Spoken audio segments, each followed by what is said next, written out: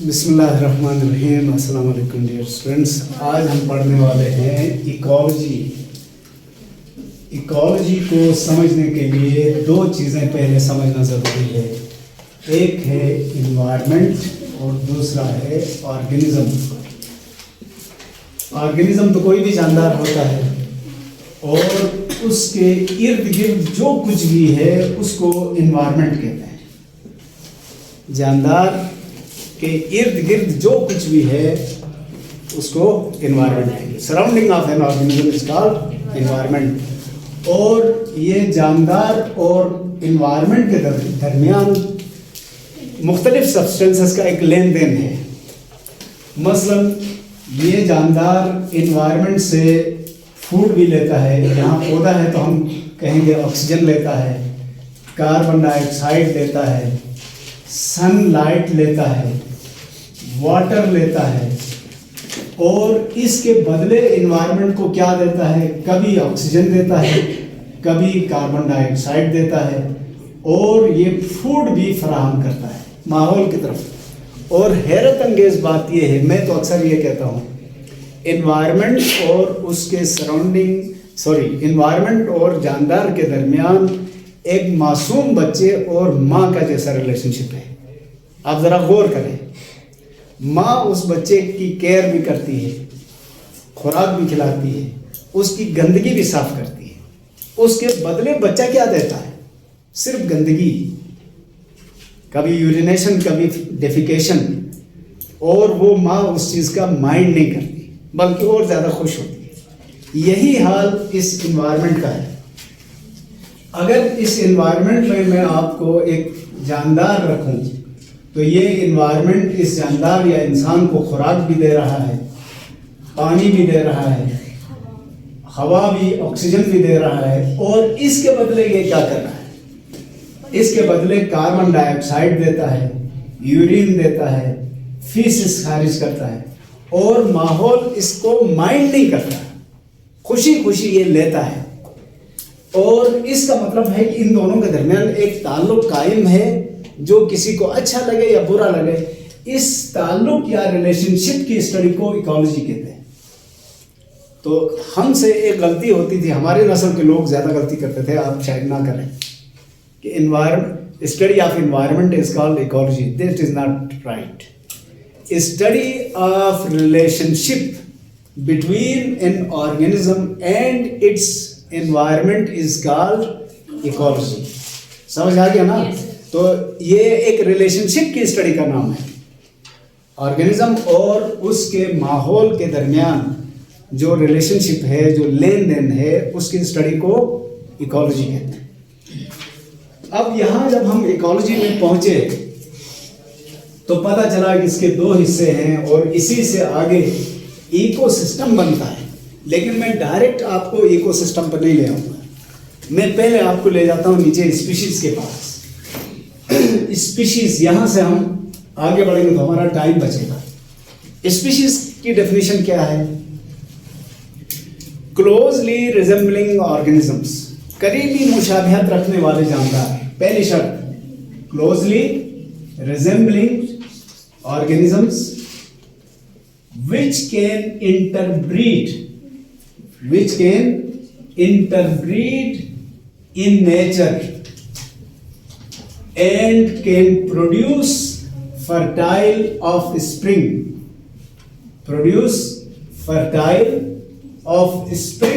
is called species। यानी ऐसे जानदार जो कुदरती तौर पर, कुदरती की शर्त क्यों लगाए वो भी बताता हूं, जो कुदरती तौर पर यानी नेचुरली ब्रीडिंग करें, एक्सचेंज और ट्रांसफर ऑफ गैमेट्स करें और उसके नतीजे में ऐसे बच्चे पैदा हों जो मजीद बच्चे पैदा करने की सलाहियत रखें, उसको कहा जाता है स्पीशीज। लेकिन ये भी स्पीशीज की डेफिनेशन मुकम्मल नहीं है, क्योंकि ये जो एसेक्सुअल रिप्रोडक्शन करते हैं वहाँ ये अप्लाई नहीं होता। तो अब ये नेचर की शर्त क्यों लगाया है? मसलन हमारे यहाँ गाय कॉमनली पाई जाती है। गाय का क्रॉस अगर बुल के साथ हो तो बछड़ा पैदा होता है, काफ। वो बछड़ा बड़ा होकर फिर मजीद बछड़े पैदा कर सकता है। तो इसका मतलब है गाय और बुल एक स्पीशी है। ये नेचुरल ब्रीडिंग थी।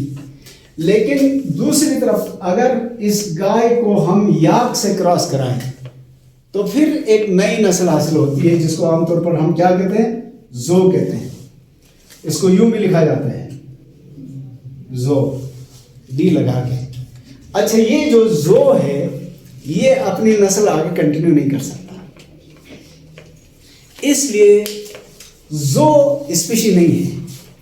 याक एक स्पीशी है, गाय अलग स्पीशी है, भैंस अलग स्पीशी है, लेकिन ये नेचुरली ब्रीडिंग करें तो उनकी नस्ल आगे चलती है, इसलिए ये स्पीशीज हैं। लेकिन जहां आर्टिफिशियल पन आ गया,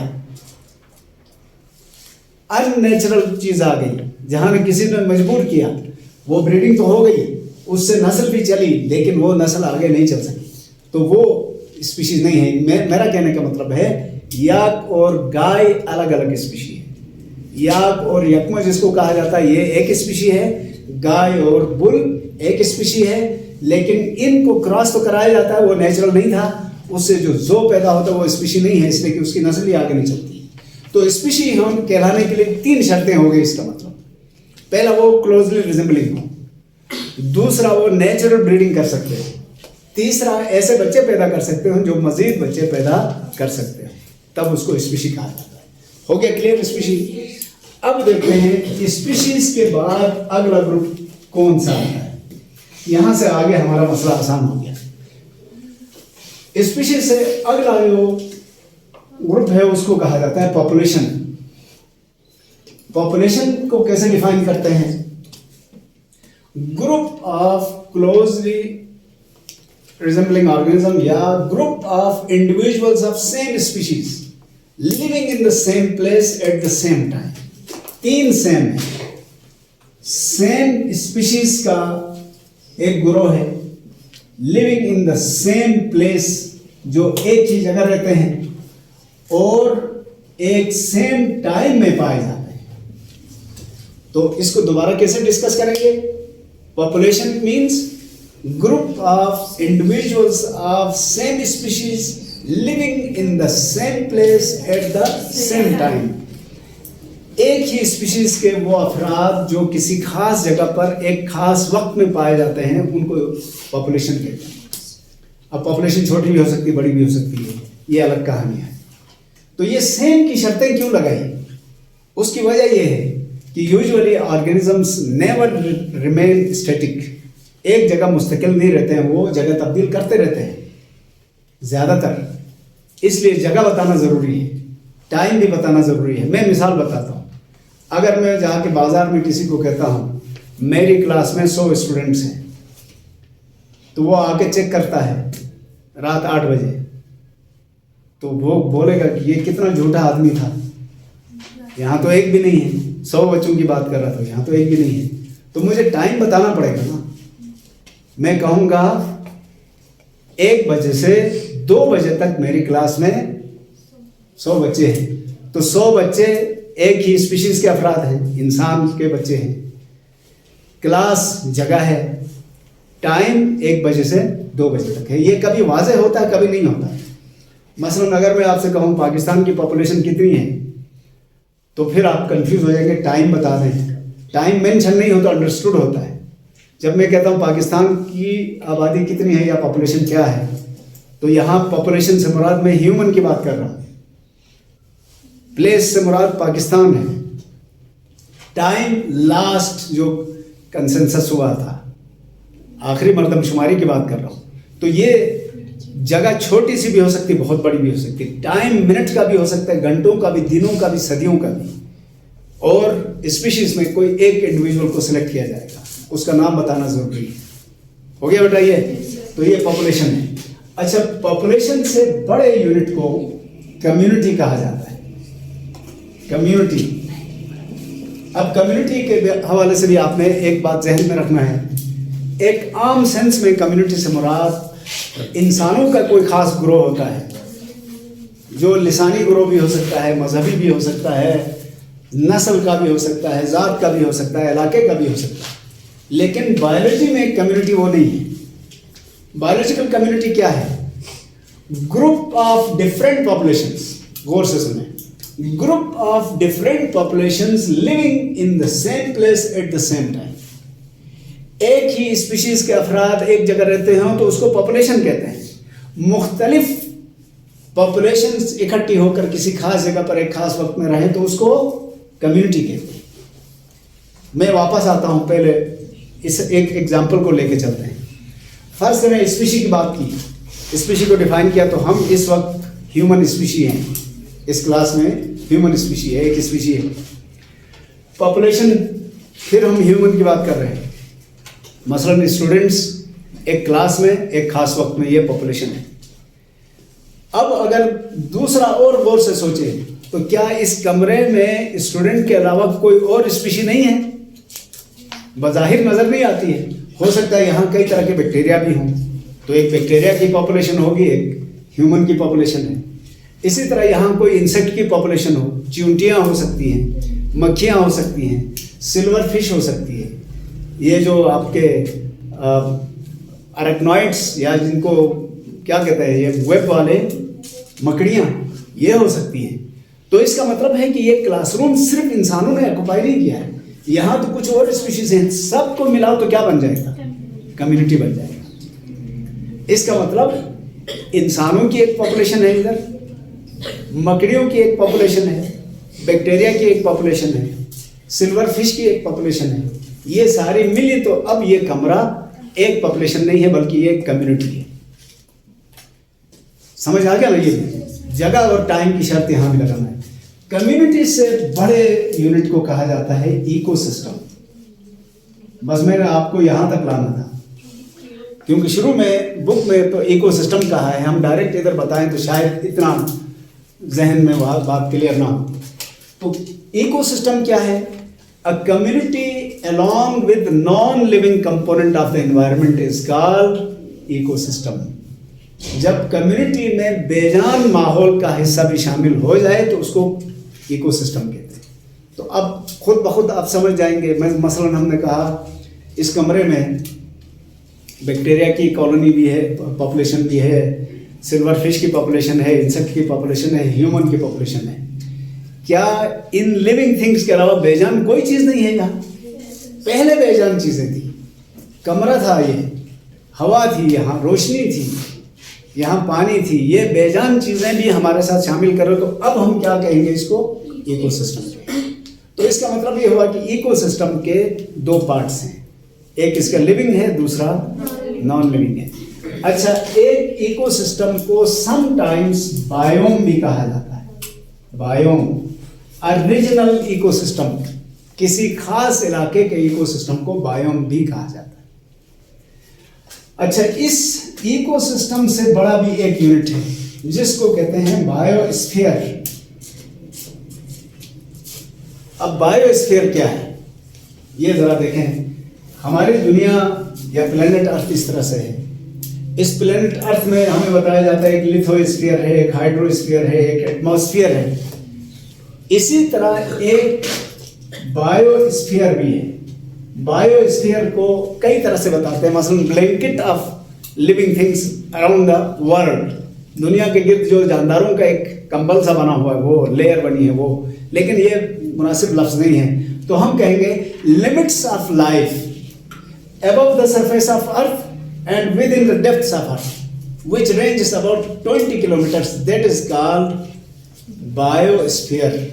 यानी मैं दोबारा बताता हूं, आप जरा पहले समझ लें इसको। दुनिया के गिर्द जिंदगी का एक कवर है जानदारों का, जमीन की सतह के ऊपर 10 किलोमीटर और जमीन की सतह के अंदर 10 किलोमीटर। इस 20 किलोमीटर की थिक लेयर ऑफ लाइफ को बायोस्फीयर कहते हैं। Limits of life above the surface of earth and within the earth's crust, that ranges almost 20 kilometers where life exists, that is called biosphere. ठीक हो गया? तो याद रखना है 10 किलोमीटर ऊपर है, 10 किलोमीटर नीचे तक है। नीचे आमतौर पर समंदरों के अंदर इस हुदूद को, जिंदगी जहां जहां एग्जिस्ट कर सकती है, इसको बायोस्फीयर कहते हैं। Limits of life above the earth surface and within the Earth's crust that ranges about 20 kilometers. That ranges about 20 kilometers is called biosphere.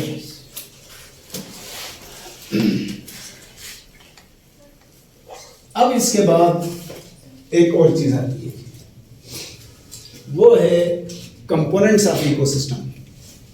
देखें, हमने अभी कहा इकोसिस्टम दो चीजों पर मुश्तमिल है ना, कम्युनिटी और नॉन लिविंग पार्ट। तो हम इसी इकोसिस्टम को दोबारा इस तरह से भी कह सकते हैं कि इसमें एक तो लिविंग कंपोनेंट है जिसको हम क्या कहते हैं, कम्युनिटी कहते हैं, और दूसरा इसका नॉन लिविंग कंपोनेंट है जिसको हम इकोसिस्टम कह सकते हैं, नॉन लिविंग कंपोनेंट,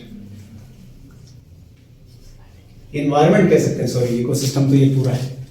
अच्छा, जो लिविंग कंपोनेंट है उसको बायोटिक कंपोनेंट भी कहा जाता है, बायोटिक फैक्टर भी कहा जाता है, या फैक्टर्स भी कहते हैं, और नॉन लिविंग कंपोनेंट्स को फिजिकल फैक्टर्स भी कहा जाता है, एबायोटिक फैक्टर्स भी कहा जाता है। अब लिविंग में कम्युनिटी है तो हर जानदार आ जाएगा। नॉन लिविंग में क्या क्या है? सरफेरिस्त है सॉइल। हम इंसानों के हवाले से, पौधों के हिसाब से बात करें तो सॉइल के बगैर तो हम रह ही नहीं सकते, मट्टी के ऊपर रहते हैं ना। सॉइल के अलावा क्या है? वाटर, पानी के बगैर भी हम नहीं रह सकते क्योंकि पानी को मीडियम ऑफ लाइफ कहा जाता है। इसके अलावा तीसरी चीज क्या है? एयर, हवा के बगैर भी हम नहीं रह सकते। इसके अलावा लाइट, रोशनी के बगैर भी जानदारों का रहना मुमकिन नहीं है। इसके अलावा टेम्परेचर, ये भी मुतासिर कर रहा होता है हमें, कभी बढ़ के मुतासिर करता है, कभी कम होकर। ये सारे एबायोटिक या फिजिकल या non living components of ecosystem के अलावा, जबकि लिविंग कंपोनेंट्स में मैंने कहा कम्युनिटी शामिल है। पूरी कम्युनिटी कहेंगे तो सारे जानदार आ जाएंगे, याद रखेंगे ना बेटा? जी। अब हम आते हैं, ये जो लिविंग कंपोनेंट्स हैं इनकी एक तरतीब है इकोसिस्टम में। उस तरतीब को ट्रॉपिक लेवल्स कहते हैं। ट्रॉपिक लेवल को हमने दो तरह से पढ़ना है। पहले यहाँ जो बताया गया है प्लांट्स मेजर प्रोड्यूसर्स, मैं दोबारा बताता हूँ, जो लिविंग कंपोनेंट्स है इसकी बुनियाद रखते हैं प्रोड्यूसर्स। प्रोड्यूसर किसको कहते हैं? जो ऑटोट्रॉफ है। अब ऑटोट्रॉफ में तीन ग्रोह आते हैं,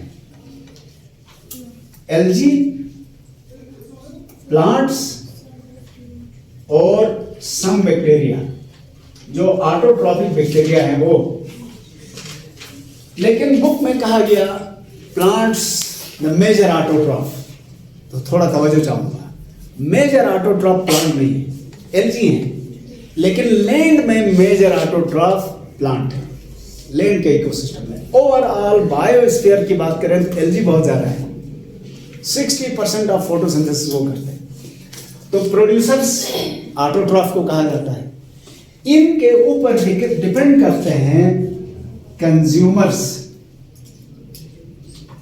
कंज्यूमर हेटेरोट्रॉफ, हेटेरोट्रॉफ होने की वजह से they depend on producers, they obtain their food from producers. और इनके ऊपर जो आखिरी ग्रुप है वो डिकम्पोजर्स कहलाते हैं। अब डिकम्पोजर्स क्या करते हैं? They are also heterotroph but they feed on dead organic matter. कौन सा dead organic matter? Dead producers and dead consumers. इनमें से जो भी जानदार मर जाएगा उसको उन्होंने मैनेज करना है, उनको डिकम्पोजर कहते हैं। तो अब हमारे सामने तीन ग्रुप आ गए कम्युनिटी के, प्रोड्यूसर्स जो ऑटोट्रॉफ हैं, कंज्यूमर्स जो हेटेरोट्रॉफ हैं, जो लिविंग स्ट्रक्चर्स को खुराक के तौर पर खाते हैं, और तीसरा है डिकम्पोजर जो डेड ऑर्गेनिक मैटर को खुराक के तौर पर इस्तेमाल करेंगे। समझ आ गया बेटा?